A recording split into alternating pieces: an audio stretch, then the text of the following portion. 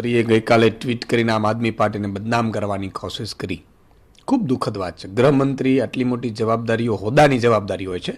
આપણે તો ભલે ભણેલા હોઈએ કે અભણ હોઈએ, પણ જ્યારે હોદ્દો મળતો હોય એની ગરિમા હોય છે. ત્યારે ગૃહમંત્રીએ એવો આરોપ મૂક્યો હતો કે આમ આદમી પાર્ટીનો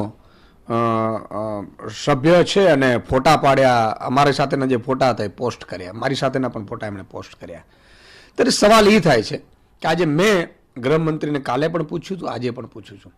આમ આદમી પાર્ટીનો સભ્ય નથી કોઈ, હું ઓફિશિયલી કહું છું.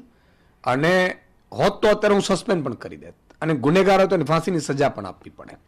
પણ સાથે સાથે આજે એણે હર્ષ સંઘવી જ્યારે બદનામ કરવાની આમ આદમી પાર્ટીને કોશિશ કરી છે, તો એને સમજી લેવું જોઈએ કે આ આમ આદમી પાર્ટી છે, આમ આદમી પાર્ટીના સૈનિકો છે. એમને એમ છોડીશું નહીં તમને. તમે ટ્વીટ કરીને ભાગી ગયા. આજે મેં વળતો ટ્વીટ કર્યો છે અને એ ટ્વીટમાં મેં પ્રૂફ આપ્યા છે કે આ જે ભાઈ આરોપી છે નકલી ઈડીમાં પકડાયેલ, એ તો ભાજપનો સભ્ય હોવાનો શંકા છે. ભાજપના સાંસદ સાથે એમને ફોટા છે, પોલીસ અધિકારીઓ સાથેનો ફોટો છે, એસપીને ગુલસ્તો આપીને એનો ફોટો છે, એટલે કે પોલીસ સાથે એમના સંબંધ છે, ભાજપના સાંસદ સાથેના ફોટો સંબંધો છે. તો હર્ષ સંઘવી ખુલાસો કરે.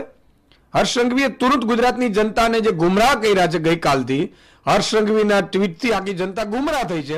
એ આમ આદમીનું ખરેખર તો ભાજપનો સભ્ય હોવાનું માલુમ થાય છે. અને શું ભાજપ માટે નકલી એડી તરીકે કામ કરતા હતા? કારણ કે કદાચ હર્ષ સંઘવી એવું બની શકે એવું કર્યું હોય કે બળાત્કારી એમના પકડાય છે, નકલી ટોલ નાકા એમના પકડાય છે, કોઈ લગ્નમાં ફાયરિંગ કરે પીછવાડામાં એમના કાર્યકર્તાઓ છે, હમણાં 6,000 કરોડમાં પકડાનો પેલો ભૂપેન્દ્ર ભાઈ એ એમનો કાર્યકર્તા છે, એમનો હોદ્દેદાર છે, ને એમને કોઈને સસ્પેન્ડ પણ નથી કર્યા. એટલે ચારે બાજુ ભાજપ બદનામ થઈ રહી છે કે ભાજપ પણ નકલી છે અને ભાજપના સભ્યો પણ નકલી છે.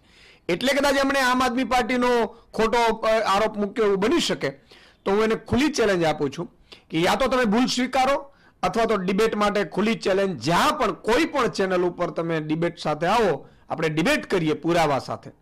અને દૂધનું દૂધ ને પાણીનું પાણી. ગુજરાતની જનતાને જે ગુમરાહ કરવાનો ધંધો તમે કર્યો છે એનાથી ગુજરાતની જનતાની પણ આંખમાં સાચી માહિતી પહોંચે ગુજરાતની જનતા પાસે પણ. એટલે ગૃહમંત્રી આ ભાજપના નેતાઓ સાથેના સંબંધો અંગે તમે ખુલાસો કરજો. તો હવે વળતું ટ્વીટ કરીને યશોદાને સવાલ ઉઠાવ્યો છે કે જે ફોટો તેમણે પોસ્ટ કર્યા છે તેનો જવાબ આપવામાં આવે.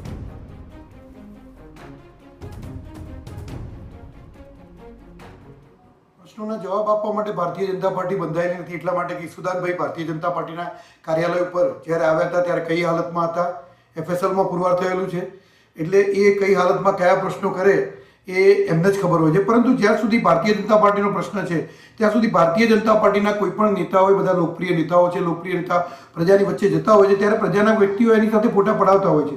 ત્યારે એનો કોઈ ક્રિમિનલ રેકોર્ડ હોય કે ન હોય એનો કંઈ ખ્યાલ નથી. પરંતુ એ ભારતીય જનતા પાર્ટી એવા કોઈ ક્રિમિનલને પોતાના પક્ષના પદાધિકારી નથી બનાવતા. અને કદાચ કોઈ પક્ષનો પદાધિકારી હોય અને કદાચ સડક ક્યાંક કોઈ ક્રિમિનલમાં સંડોવાયેલો હોય તો ભારતીય જનતા પાર્ટી એને બરખાસ્ત કરી અને સજા પણ કરે છે ને એમાં પણ અચકાતી નથી ભારતીય જનતા પાર્ટી. ગુજરાતની અંદર ભૂપેન્દ્રભાઈ પટેલના નેતૃત્વ હેઠળની સરકારમાં આજે આદરણીય હર્ષભાઈ સંઘવીના સીધા માર્ગદર્શન જે પ્રમાણે ગુનાખોરીને ડામવાનું કામ ગુજરાત સરકાર કરી રહી છે એ ખરેખર કાબિલેદાદ છે.